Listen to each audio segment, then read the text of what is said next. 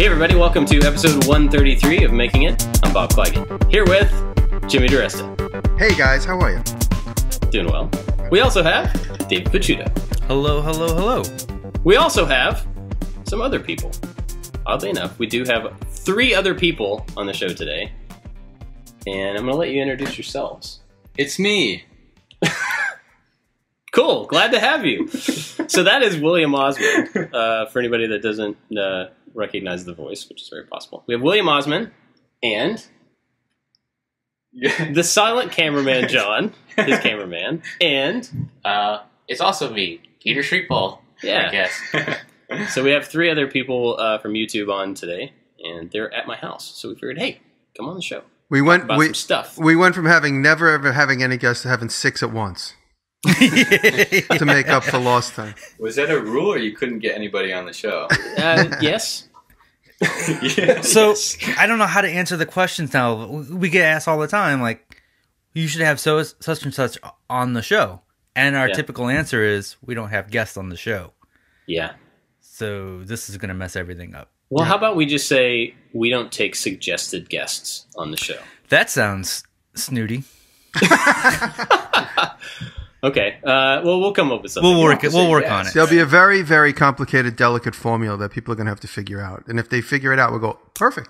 Give us the number. Oh. It's got to go through our lawyers. Yeah. Maybe some crazy math problem? Yeah. That's Tell them that we paid you guys money, Oh, yeah. Yeah. like $40,000.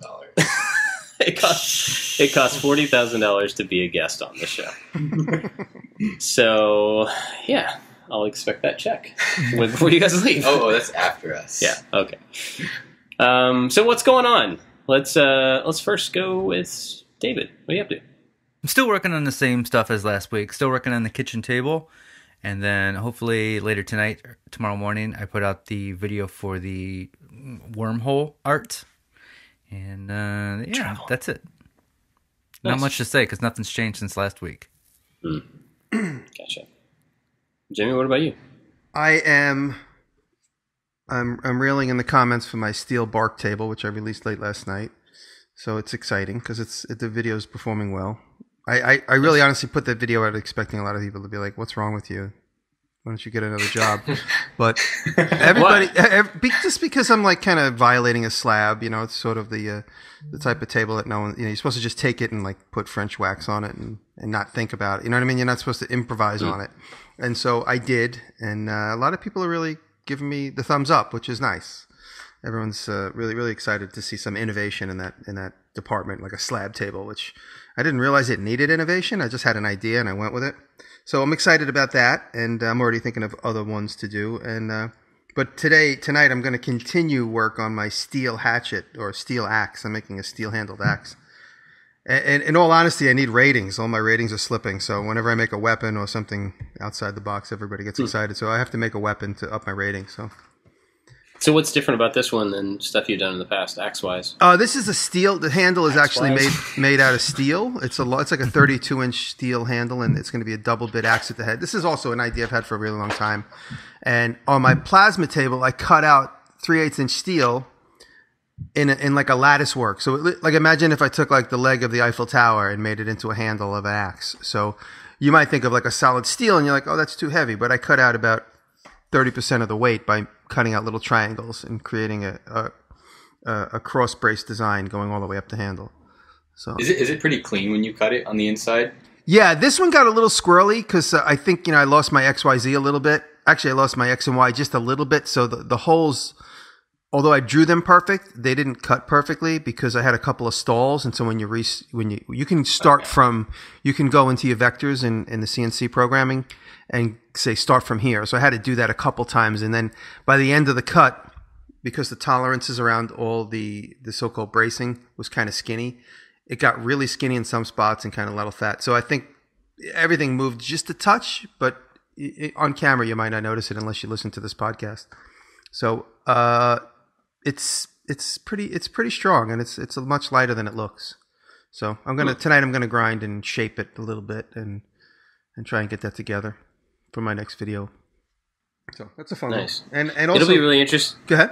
It'll be really interesting to see if doing a weapon has a positive effect, like you think it does. Oh, it does. It probably will. If I do steel handle hatchet, it's gonna, because immediately when I start getting comments like, "This is horrible," you should go to jail, and right underneath it, Wait, you're a you genius. actually get that? No, I'm just like being extreme. But it says like, "Why don't you give up? Kill yourself." Oh my God, this is so genius! Like when I get those two comments within like the same 10 minutes, I know the video is going to go berserk. So it's fun. Do you guys keep up with all your comments? You can keep up with them? I keep up with a lot of them. I mean, I'll peruse them quickly, and just of course I only look for the negative ones because the positive ones are very nice. I do look at them, and I look for friends and family and people that like comment regularly, and I always thank them. Yeah. So I do look quite a bit, a lot more than you would expect. Yeah, same here. I spend a lot more time in the comments than I think a lot of people expect me to. And that's getting harder and harder to do, and I think for everybody. But we had like 5,000 comments on the last video. I went through every single one. Yep. That's a lot. It was like it was literally like 3 hours, and I'm like, it doesn't end. I just kept scrolling and scrolling. Which video was it? The power eraser. Oh yeah. Which was good. Explain the power eraser to those who haven't imagine seen it. if you have an eraser and imagine if you had an eraser and you need lots of power to erase lots of things. That's it. It's basically it's a jigsaw with an eraser strapped to it. And, there might be a few people who haven't seen the videos, and your approach is very unique. Can you explain your style a little bit? Yeah. So, oh God, can I? I don't know if I actually can explain this. I mean, we just try to do ridiculous things, and they are ridiculous. Because I feel a regular eraser is boring, and I happen to have a jigsaw motor that was laying around from a previous robot, which was also insane. Was this a request? How did we come up with this? How do you come up with most of your ideas? I have no idea. Some are suggestions. Like I think the most insane one is the Vin Diesel sandwich, and that was a suggestion. But other than that, I don't even know. I can't even it starts with a stupid idea, and then it just like balloons out of control. I don't know. That actually would be a really good like a tagline for your channel. Yeah, just that line right there. Out of control. Yeah. I don't know. I really can't. I feel like maybe I should put more thought into like trying to remember how some of these ideas come to fruition, because I have no idea. Well, for anybody who doesn't know your channel, tell us about some of the stuff that you've done so far. So we made a ham and cheese sandwich in the shape of Vin Diesel by cutting slices of deli meat with a laser. Have you heard that before? Yeah. We made a toast buttering robot. Toast buttering robot with a jigsaw motor and a big linear stepper motor, and it tears the toast up more than it butters it. I don't know, what other stuff do we got? Cotton candy. Oh yeah, we made cotton candy with an angle grinder. That worked pretty well. It did work well. I don't and recommend it tasted doing delicious. It. People say they want to do that. I'm like, please don't do that. I don't know. Oh, mechanical TV. Which is crazy. You can't just say that. You got to explain it. It's like a TV from the 1930s or maybe 20s. I don't really know. That basically spins at like 1,000 RPM and flashes light really quickly, and so you can kind of see an image. It's really hard to explain, but imagine like the alarm clocks that you see at the store sometimes that flicker back and forth in the light. Like persistence of vision. Yeah, the persistence of vision. It basically relies on that, and yeah, they never worked really well, and mine worked worse than that. But it worked. Yeah, I don't know. I mean, if I had to encompass everything, it's just insane ideas. Sometimes cool, and sometimes dumb. Sometimes both. Usually both. I don't know, man. I love how it's really entertaining though. So it looks like you're in a small apartment, right? Yeah, it's like half a garage, like the backside of a garage that's been turned into a studio. And then you have a cameraman, which is sitting to your right, that follows you around. And even when the project fails, it's still super fun to watch because it's crazy entertaining, and we get to see you experiment and try these things. Fail miserably. Well, but I think one thing that's really cool about it, I totally am with you. Like, I love the comedy and the fun of them. But I think one thing a lot of people may not know is that you're actually an engineer. Yeah. And so, even though it looks like he may not know what he's doing, he actually does know what he's doing. Yeah, I mean, I think we tend to put ourselves into situations where things will go horribly wrong. That's what I can describe. Like, basically, ask for problems. Yeah. You know, I mean, and I think even in real engineering, like, you run into all sorts of problems. Like, you just don't see it on the outcome because they spend so much time to polish it.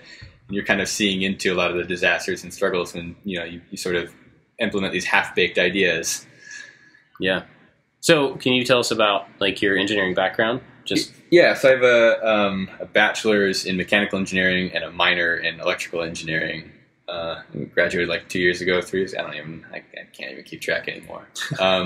And I worked in school and haven't had a full-time job since school. And so we just make videos now.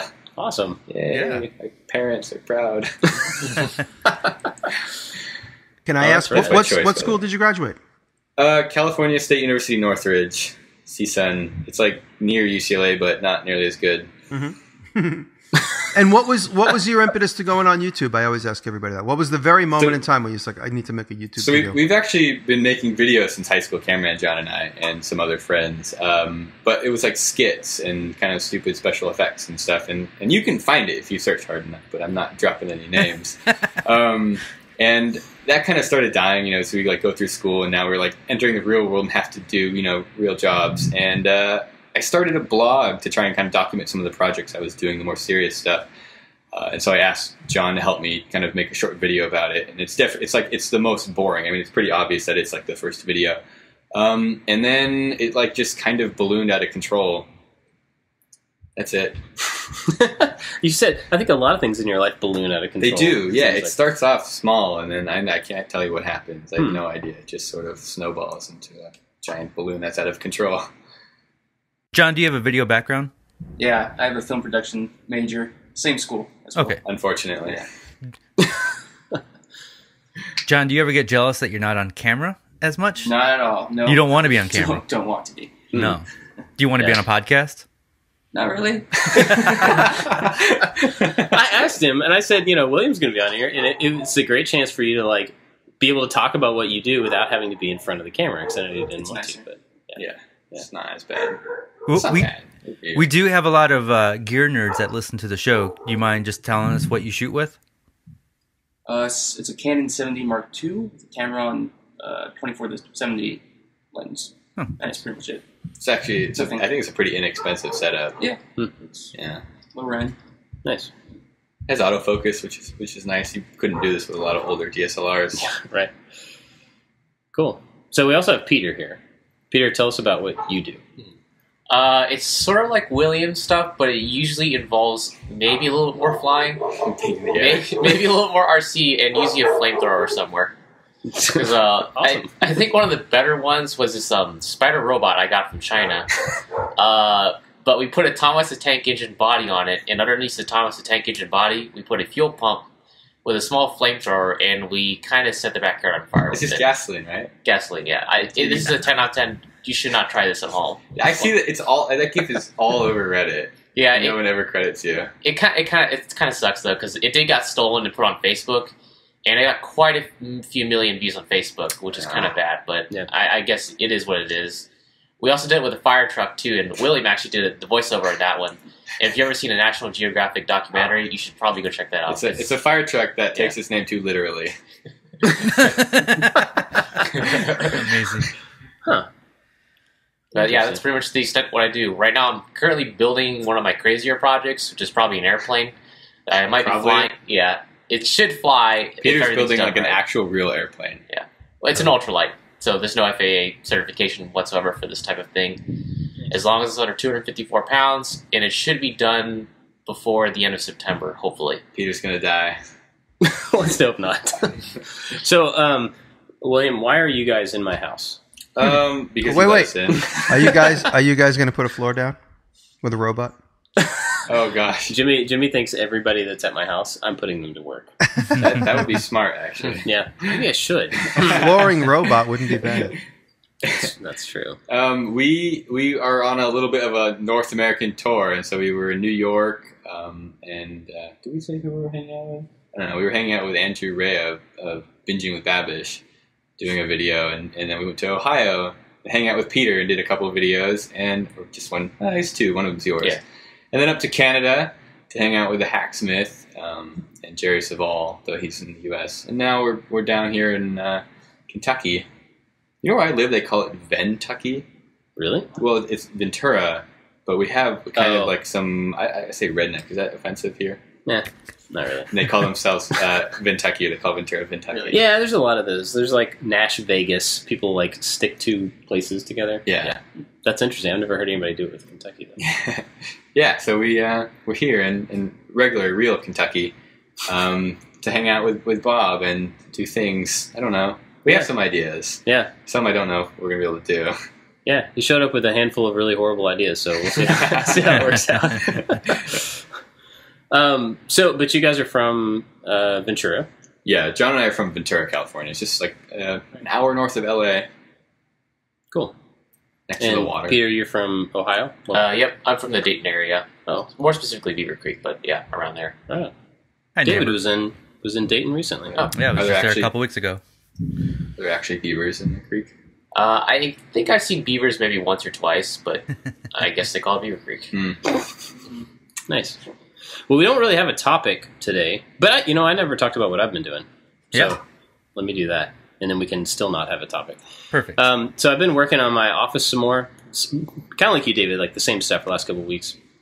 I do have lights in my shop now, and it looks amazing. Mm-hmm. It's super bright, which is a big change.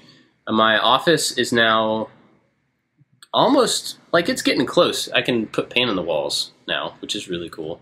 So all the drywall's done, electrical's done.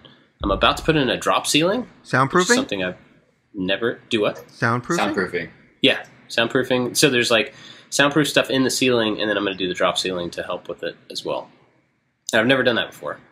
So we'll see how it goes. Is that what the green stuff is?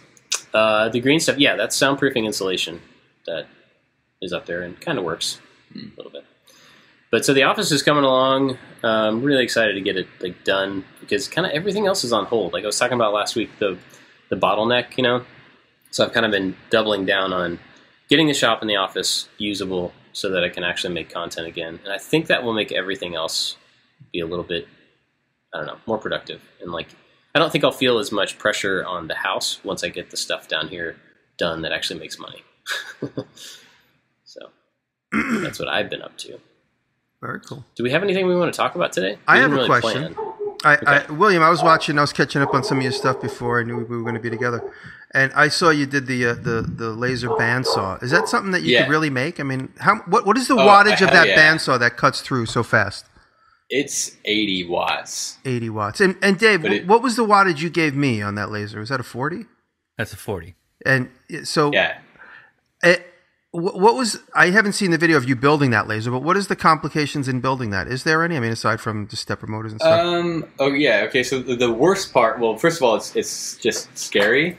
Because I'll tell you what, after watching yours, like when I realized, I'm like, screw the X, Y, and Z. I'll just set a laser up on a gantry and just stick wood through it. Yeah, I mean, okay. So if you had enough space, you could totally do that. But the problem is, you don't want the tube. Like the tube is huge. Like the actual laser is like a meter long. It's like 1,200 centimeters or something like that. Right. I have a really high ceiling. I could just have it stick straight up in the air. Right? Yeah, I would say you totally could. Does it need to be water cooled? Yeah, so it's water cooled.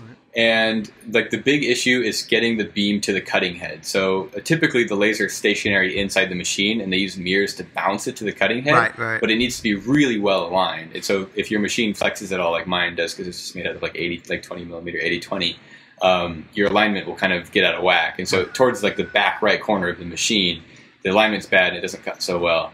So basically, you need to have like a relatively rigid kind of gantry to mount it to. But if you do that, it's pretty easy to align it with the mirrors. You've got really, really fine adjustment screws. So if I just pick the laser straight up, I'm holding a pencil pointing it directly in the air. Let's say that's it won't cut. It won't cut if it's straight down. It has to be bounced around. It has to go through. No. It doesn't have to be bounced around. It has to go through a lens. So you basically you could, yeah. So if you put the laser straight down and put a lens underneath it, you could cut. Yeah. Because I got a machine that cuts steel, so I could make like a big giant C. You could. Like a bandsaw C? that does this? You could. What you should do, I think, is you should have the laser tube vertical pointing up, and then use 2 mirrors to bounce it down into a lens. So that way you can kind of compact it more instead of putting the tube above it. How about because this? The machine is can rigid, I just set the laser up in the ceiling of my workshop? Yeah, and just put a spot on the floor and know that like I could put a table there. Don't walk here. Yeah, I could say, hey, come walk through here, and then have somebody walk through, and then they just split into 2 pieces. No, they won't split into 2, but they'll be very unhappy and they'll smell like burnt meat. Oh man, You'll basically give them like a 3rd-degree burn, because you're not going to cut them without a lens. Oh, I know. I'm joking, but honestly, could I mount that to the ceiling, say 15 feet in the air, and know that right there is where the laser is going to come through, and I can cut? I mean, like make like a table, if it was rigid, if you mounted the tube in the air and you pointed it down and you put a lens underneath it, however, you can put the lens, as far away as you want from it. Right. You will be able to cut through, 1/4-inch wood at like, I don't know how fast, like maybe 1,000 millimeters a minute. It's really fast. Wow. I just saw you cut it like butter. Because I know that it is. Yeah. But it helps that the lens. It helps that the lens is closer to the material, right? Because it's more of a focused. The lens, yeah. So the lens, you basically have a very small window. It's like your depth of field with the laser, where the power density is high enough to actually cut. So the lens could be as far away as you want from the laser, but the lens has to be a specific distance away from the material. Okay, that makes sense. To a certain extent. I mean, you couldn't put the laser a mile away; it would spread out too much. Let me ask you a question: if there's a 80-watt laser, is there a 100-watt laser? Oh yeah, so you can go up to like 100. Okay, you can go up to like a lot. But you can get realistic like 180-watt laser. Could I cut through 3/4-inch pine or plywood with a 110-watt? Yeah, I think with 180-watt in the right lens, I think you could. It wouldn't be fast though. I mean, it wouldn't be slow, but you could totally do it. Yeah. And could I cut my finger off as fast as I would with a bandsaw? I'm pretty sure you could. Yeah. We've been meaning to do this. I'm a little worried about doing a video on that, though, because then people might get grossed out if we use like a pig's foot or something. Right. You use a hot dog. Yeah, but it's on bone. It's scientific, though, so it's probably worth doing. Yeah. You could always just sacrifice your pinky for ratings. Yeah, I thought about it. My camera was broke that day, unfortunately. Damn it. No, because that's something that I would be totally interested in experimenting. Do you want to build a laser bandsaw? Yeah, let's do it. How much is it going to cost me? A couple $1,000s. Let's see. Maybe. Laser tubes are kind of expensive. Yeah. Yeah. The 80 watts are like $500 to $800, and then the prices go up, kind of scaled on the wattage. So you're looking at like $1,500 to $1,000 for. Do you know a laser company that wants to be on a 1 million subscriber YouTube channel for free? Yeah. Oh yeah. I'm sure you could find somebody. Yeah. Oh yeah. I have one laser company in China that's always sending me stuff, but I should contact them again and say I want to make a laser bandsaw, a laser Hackney bandsaw. Maybe see what they'll give me one. Correct me if I'm wrong, but one of the dangers of that is not just sticking your hand in the laser, but like not moving the material fast enough, right? Because it's going to catch fire. Kind of. I don't think you'll actually catch fire because it just continues to sort of pass through. What you'll end up doing is on the other side, it's really actually not that bad. The laser's only dangerous on the tube itself at the high voltage. It's like 25,000 volts. You don't want to mess around with it. And then at the focal depth of field. Focal point and depth of field. Other than that, it's going to burn you. It's not going to be that bad. What was I getting at? I don't know. The companies that you know will take a laser to a channel. Was it the dangers? Yeah, so you're saying like the laser will lose its intensity once it goes through the material. It's not going to continue to set it on fire. Right. So it'll pass through the material once there's a hole. It might char it a little bit, but I have yet to catch stuff on fire. And you're supposed to blow air through it too. So you're supposed to be pushing air through the cut, to kind of keep flames from coming up. It does shoot fire at the bottom sometimes, but.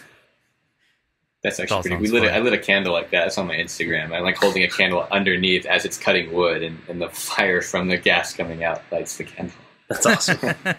Hey, so he's done a lot of videos with like cutting like hot dogs with the laser. One of my favorites was he popped a piece of popcorn with the laser, which is fantastic. Yeah. But I'm really curious. Why do you have a laser? Why did you build an 80-watt laser in your tiny little apartment? Because lasers are cool. There's got to be more to the story than so that. I knew a guy who lived like right down the street from me in Ventura or Kentucky, whatever we're calling it. And he had a laser that he bought, I think, from Full Spectrum. It's like a Nevada company, and he moved. That's it. So I didn't have one, okay. And I had been meaning to cut some stuff, and so I went and bought a bunch of plastic. And then I asked him, and he's like, "Oh, I'm 3 hours away now." And I'm like, "Oh no!" So then I went on Craigslist and started looking for lasers, and found a guy like 6 hours away who was selling all the parts he had bought because he had kind of gotten halfway through, given up because there's no plans or anything, so he was just winging it. So I bought some dude's half-wung project for like $1,500, took it home, and just kept building it. And I think I spent another $1,500. And then blew up my first laser tube, and that's the story of how. So, what were you cutting with a laser that you needed a laser? ABS, which is not necessarily the greatest thing to cut with a laser, right? But I mean, what were you making? Oh, an LED panel. I wanted to make it really bright. I started doing it. I actually kind of have a lot of electronics done, but like a 120 watt LED panel. It's like blinding bright, but like the enclosure for it. Mm-hmm. I mean, I can show you pictures of some. I mean, you've seen stuff on the video, so it's, yeah.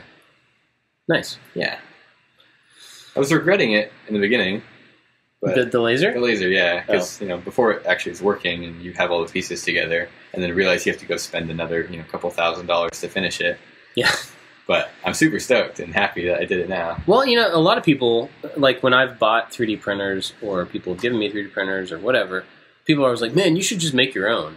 And when I think about I know it's totally possible, it's totally realistic, even for people without experience. But when I think about all of the detail stuff that you have to figure out, you have to dial in, to get a good quality print or a laser cut or a CNC cut off a homemade machine, like that part of it makes me, no, I just want the tool to work. Like I don't want to deal with all that. Yeah. It becomes kind of like a time versus money thing because, Willie made his own, but I was just foolish enough when I went out and just bought a commercial unit.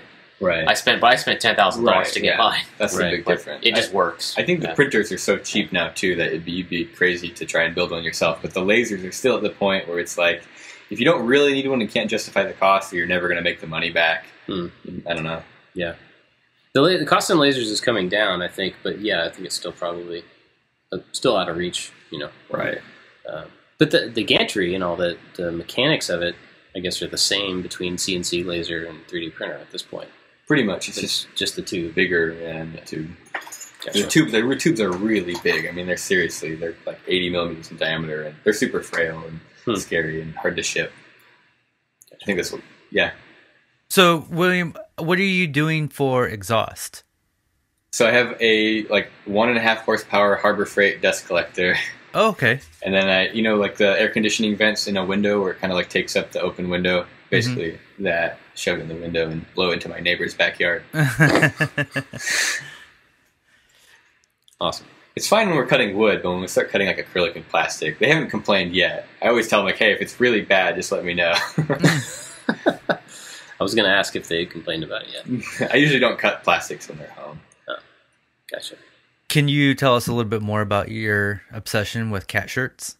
Yeah. So someone asked, and I had to do some thinking to figure out where the cat shirts actually came from. And it's my sister's fault because she's been buying me these terrible cat shirts for years. And so I thought it'd be funny if we just always wore cat shirts in the videos. That's a good origin story. Yeah. Not bad. So I actually don't have any cats. We're not allowed to where we're renting. We could probably do it anyways because I don't think we're allowed to have a laser in the house either. Yeah. But yeah, no cats. My parents have cats. So yeah, so your my parents, yeah, your parents' cat with the bread cat? Right. That's my parent. That's Olaf. Gotcha. Yeah, he has this shirt and part of a video where there's a cat with its face sticking through a piece of bread that he cut out on the laser. So, yeah. Poor cat.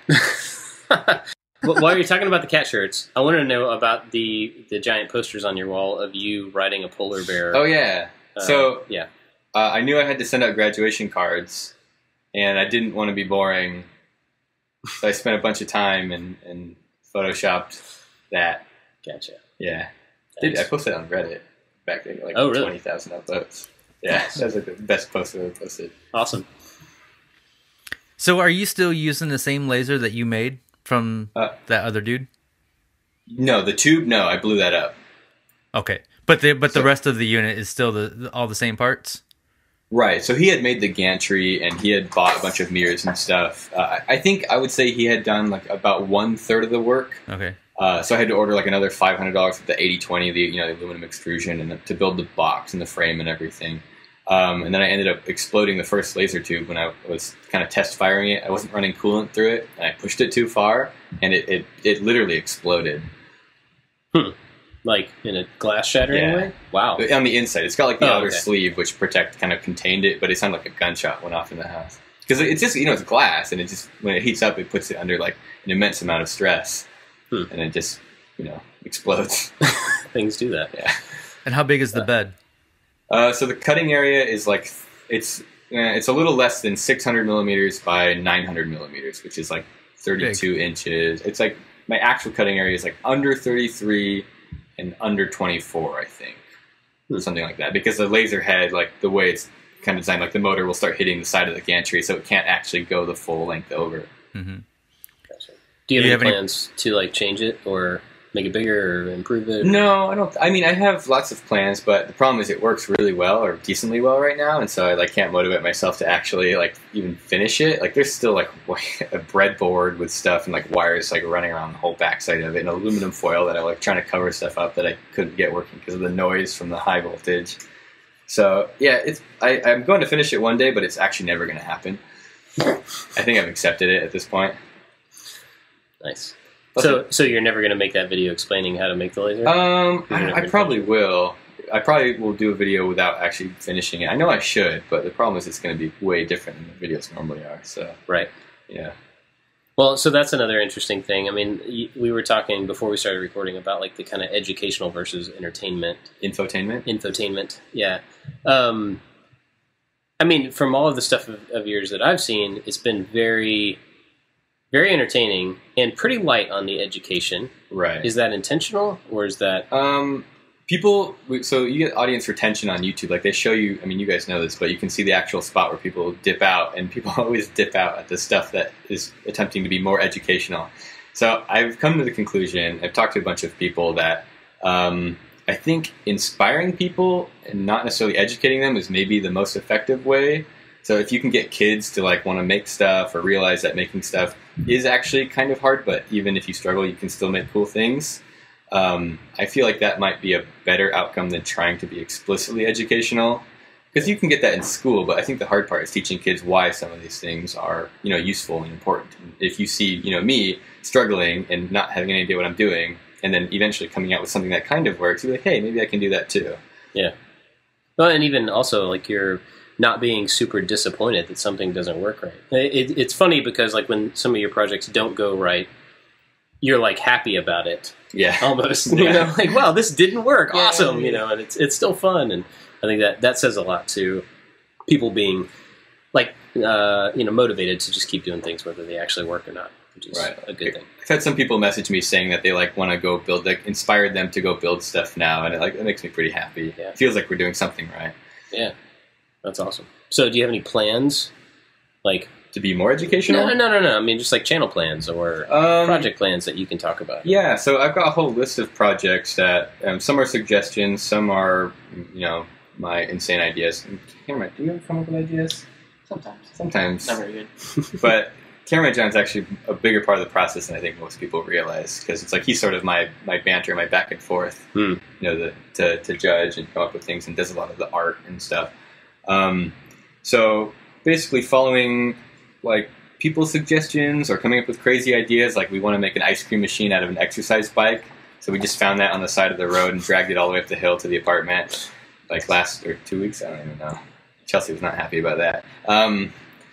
But I think we've got some plans to try to be a little bit more educational too. Try to maybe kind of do like a sort of Bill Nye thing. I have no idea. I mean, it's just stuff I want to try and see if we can do it. So you mentioned Chelsea, your wife. Yeah. Extremely patient? Oh, yeah. People get mad that they're like, oh, she's no fun. And I'm like, you have no idea what she has to live with. Yeah. Me, I'm like a tornado with legs. I saw a picture of the two of you. Was it at your wedding? Probably. We had a reception. We actually got married like yeah. But you had a cat shirt on. Oh, yeah. Yeah. So I, like, at the wedding reception, I immediately saw that picture and thought, that has to be one of the most patient women I've ever seen in my entire She life. bought Because it. she, Yeah. that's even better. Yeah. That's awesome. Yeah, so she deals with it. I set the standards pretty low though, so Hey, yeah. can It's I? just when things get really I was going to say, can I ask a technical question?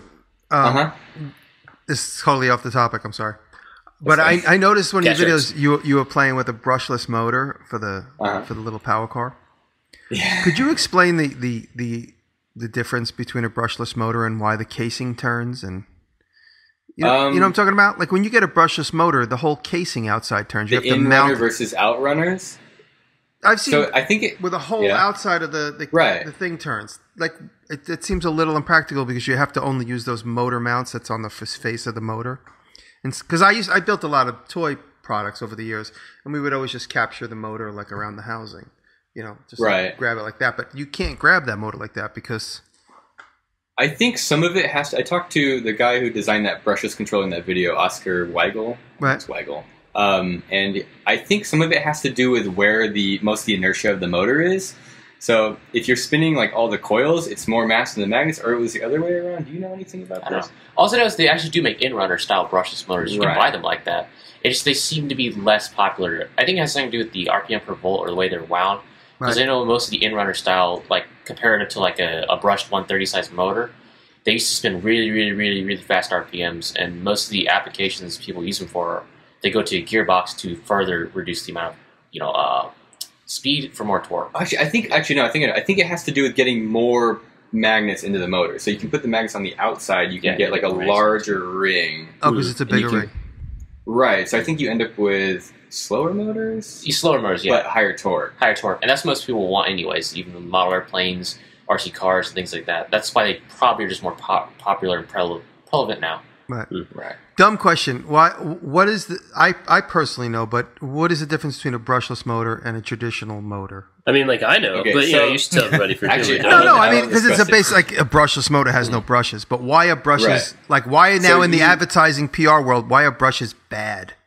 So brush motors are way less efficient because you've got, I think, two factors. One is you're physically rubbing against the one-to-one of the motor, so there's no gearbox or anything, so you're losing a lot of energy for every single time that motor turns around. But I think it also has to do with the brushed part of the motor. This is probably actually another video we could do that would be kind of more educational. I don't know if it'd be fun or not, but you're like chasing a magnetic field.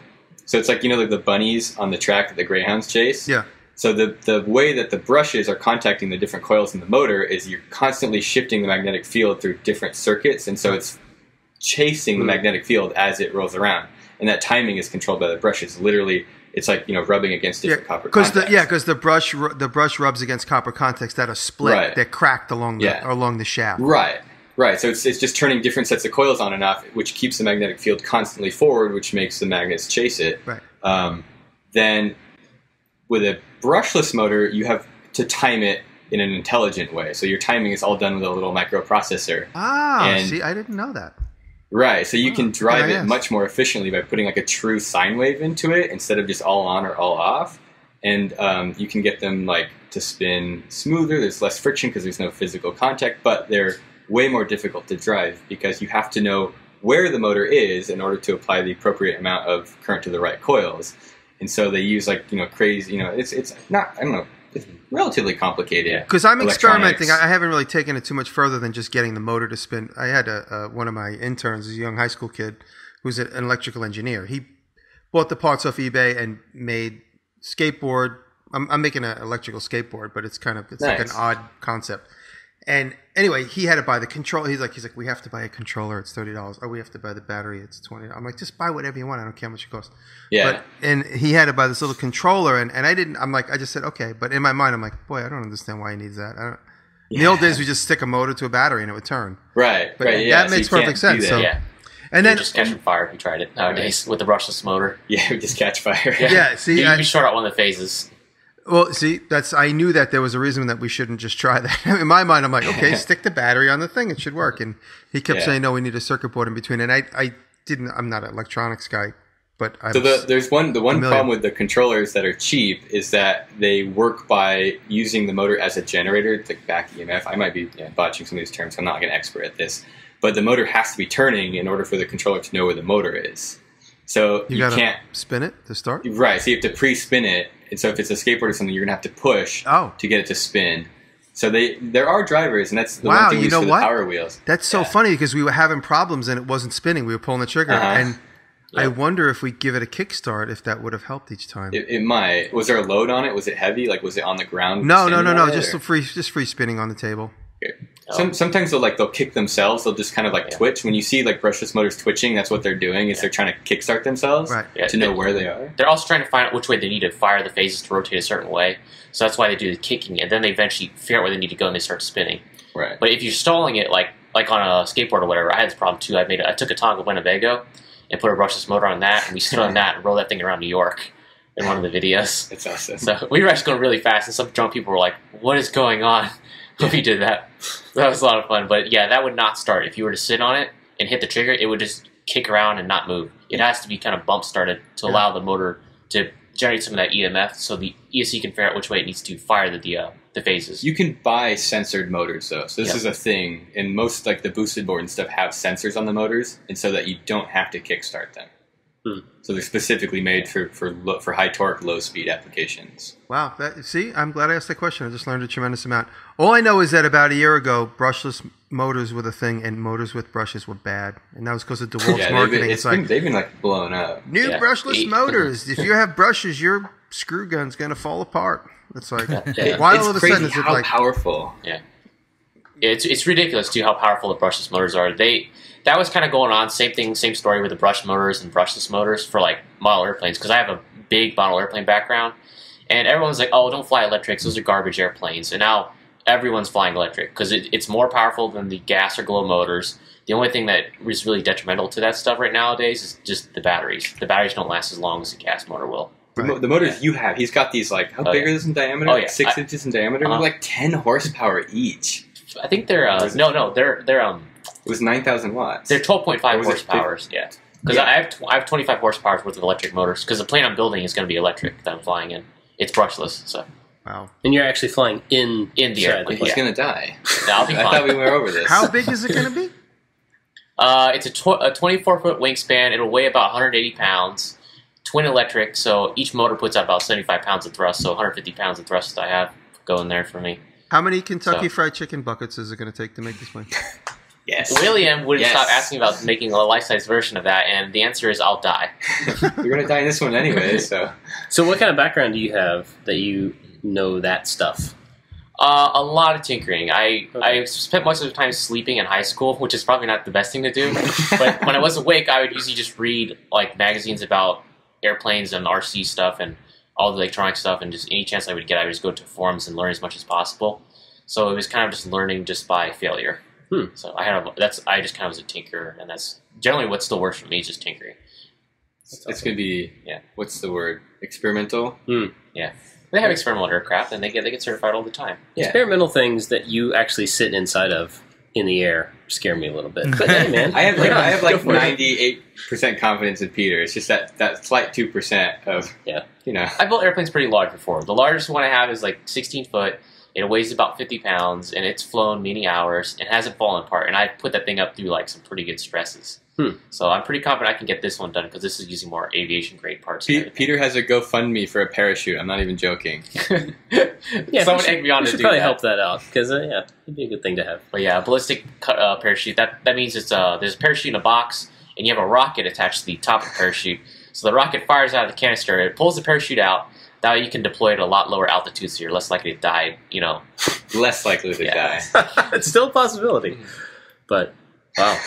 We'll put a link to his GoFundMe for the parachute. I think that would be a worthwhile investment on everybody's part. Cool. Well, you guys got any other questions for these guys? Yeah. What's next? I had a question about the airplane stuff. I've seen recently on YouTube guys flying Boeing 747s that are 10 feet long. Have you seen those things? Funny thing is, I built a Boeing 777 that was 8 feet long. No kidding. I made one of those. Yeah. And is it a jet? Is it a jet powered? How is it propelled?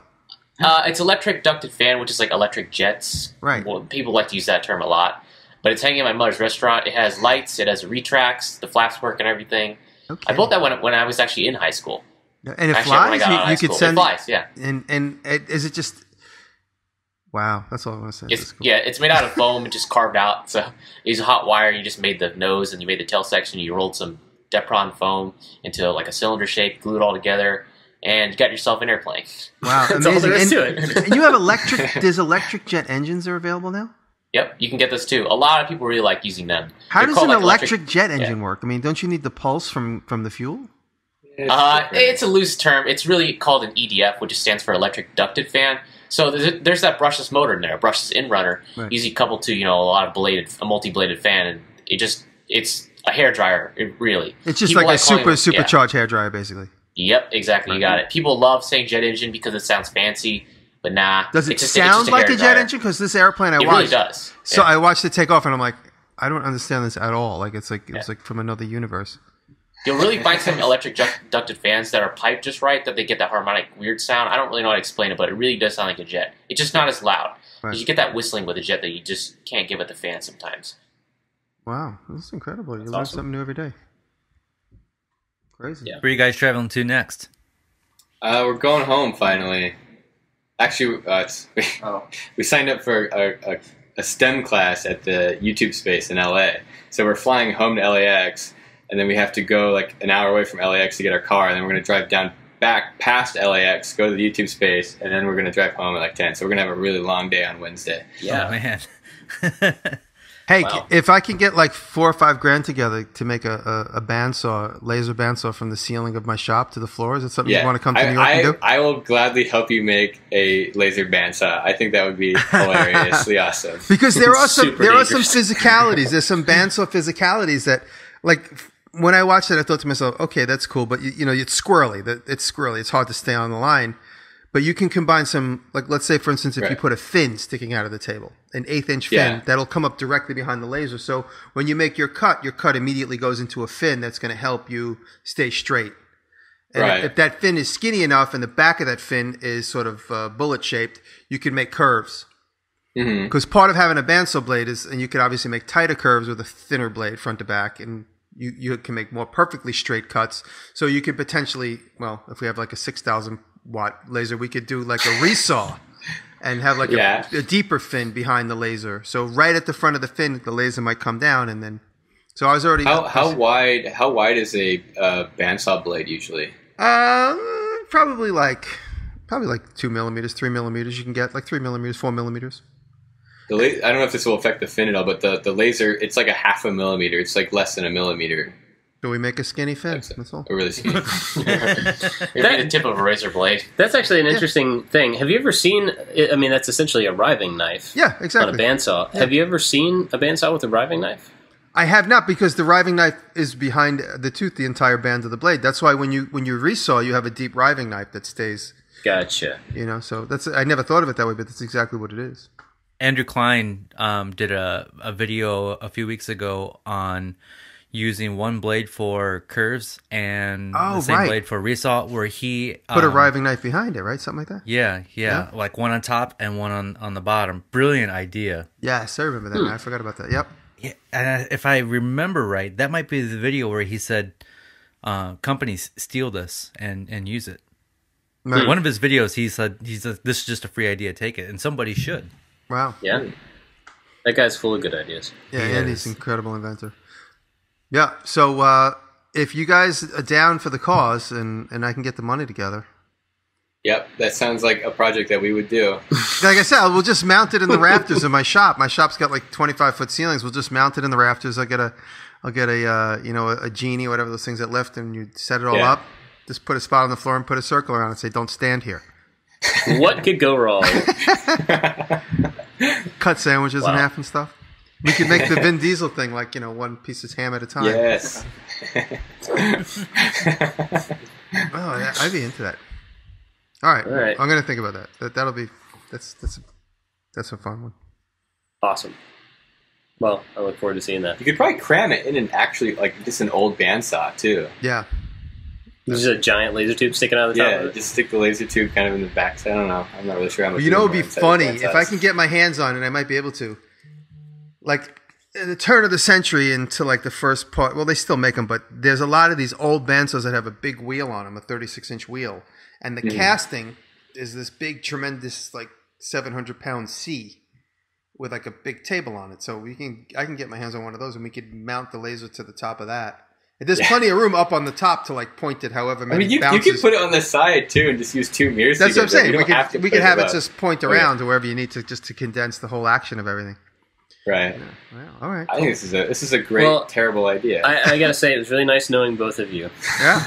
You two are gonna go blind. That's probably what's gonna happen. No, we did that. We did experiments. Until you hit yourself an eyeball with a laser beam. This is how I want to die, Bob. Okay, fair enough. Hey, man. Would we need to wear go on your own protective turn. glasses, like with like a certain like UV color? Well, I mean, technically, yeah. So we did a video on that, and you can get away with safety glasses, but I don't really want to condone it. But they're cheap. They're like $40. But you basically can get away with regular safety glasses. But I can't say you can do that. But I just did, didn't I? Yeah, but you can't. But you can't. Don't do it. Unless you don't have... I know the laser cuts like from the laser... Will the side of is the side of the laser? Oh, what do you mean? Like what is, Bob, what is that movie you like where in space? Star Wars. Star Wars? The lightsaber? That thing, like the way like a lightsaber can come down and just like zoom and like cut. Does a laser work that way? Is it dangerous on the side of it, or is it just sending a pulse? If you were to put your finger through the unfocused beam, it wouldn't cut it off, but it would burn the living daylight out of your finger. I see. It's so I did some like kind of napkin math. I don't know. This should be relatively right. The beam coming out of the laser, it's about 2 millimeters in diameter and is about 5,000 times brighter than daylight. Right.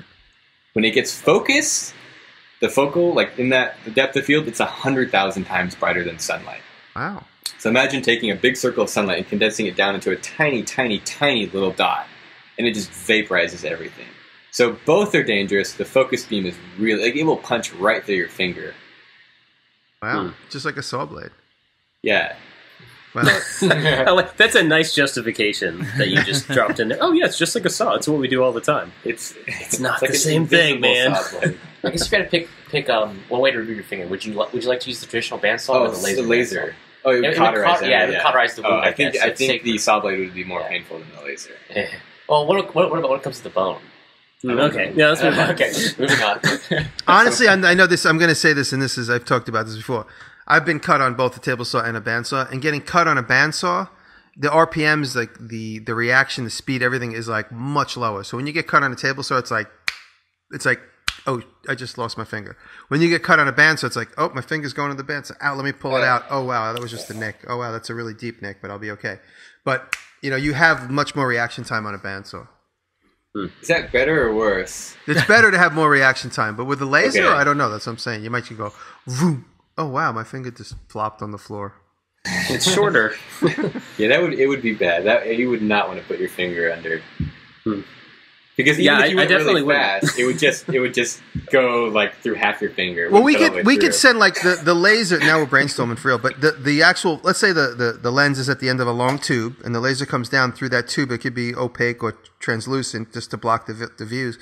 And then we could focus it up and down, just like a real bandsaw guard. You know how it guards the top above the open spot. And so the laser can only be like if you pass your material underneath. It can only if you really want to cut your fingers, you got to do some work. Is what I'm saying. Yeah, that's basically it. If you are gonna put your fingers in there, you're asking for it. Right. You could make it safe. I mean, you could totally make it safer. I feel like they kind of with some like fancy electronics, or like you ever see that what's that shape carver thing, the CNC? Yeah, the shaper. You put stickers on the material, so if it like sees your hand or something, it won't let you turn it on. I don't know. Yeah, something like that. Interesting. I mean, it's not a super safe idea. It's more dangerous than a bandsaw, I think. Well, I mean, it's like you already have it's an awesome proof of concept. Yeah. You already have it, but I'm just thinking, like, you did it. That's why I got the idea of watching a video. But the idea, if it's bigger, more powerful, and pointed only for that, with like a tiny riving knife behind the thing, I think we have something. I think it's a sweet idea. I really want to do it. I guess the only bad thing about the riving knife is you wouldn't be able to. You couldn't use it for like scroll work, which may be one of the more interesting things you could do with it. Well, you know what? You can, because there's a scroll saw that is about 1 millimeter in diameter, maybe 2.5 millimeters, and it cuts in every direction. The real place it would come in handy is that, let's say you're doing scroll work, you don't have to keep drilling and moving the blade in and out. Let's say, right, you just turn it off. You just turn it on, like you just, know where your dot is going to be. You get like, I guess, a weaker dot, and so that's it, and then you step on the pedal, and then you're cutting, and you step off the pedal, move into your next region. Because with a bandsaw, you or even a jigsaw, you have to either gut into the hole somehow, or cut into the side with a bandsaw, or drill a hole and get into that region with a jigsaw, and then set it back up and then start, and then turn it off, unhook your blade. Right. So with a laser, it's getting better and better. I think one of the only problems or like downsides would be like it cuts so well, but there's nothing to keep. I guess is that what the little blade is for, to keep it from moving? That would be the riving knife. Cutting in the face. If you're doing like scroll work, like we're talking about, then you wouldn't need the riving knife. You'd just be going in every direction. You just got to get really good at eye-hand coordination. Right, because it basically will cut wherever you put it, so you can get kind of jagged edges from your hands kind of wiggling around and stuff. Yeah. Yep. Love it. Crazy. I think this is a great idea. I think it's a horrible idea, but I definitely want to see it happen. No, it's a perfect idea. It's a very viable tool. Yeah. It just costs a lot of money. You can also have like an Etch-a-Sketch type thing where you have two knobs. Oh yeah, that's a good idea. Just to control it. Yeah. Yeah. Dampen that human, inaccuracy.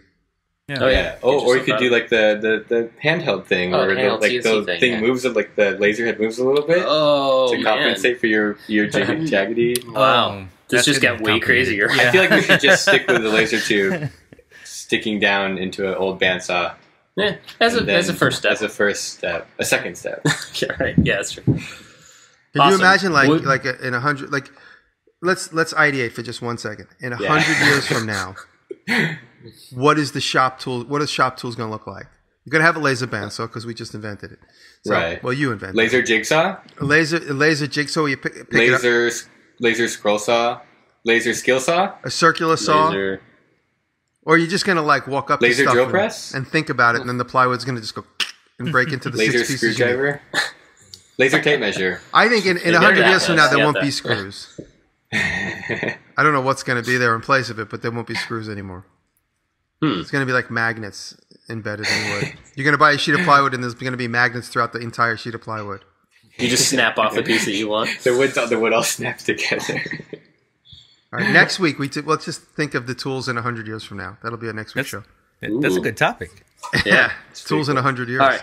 Yeah. I'm gonna cut it here so we don't go into next week's show because I could see that happening very easily.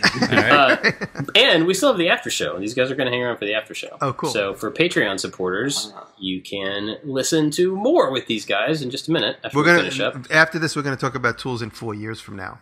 Just a teaser.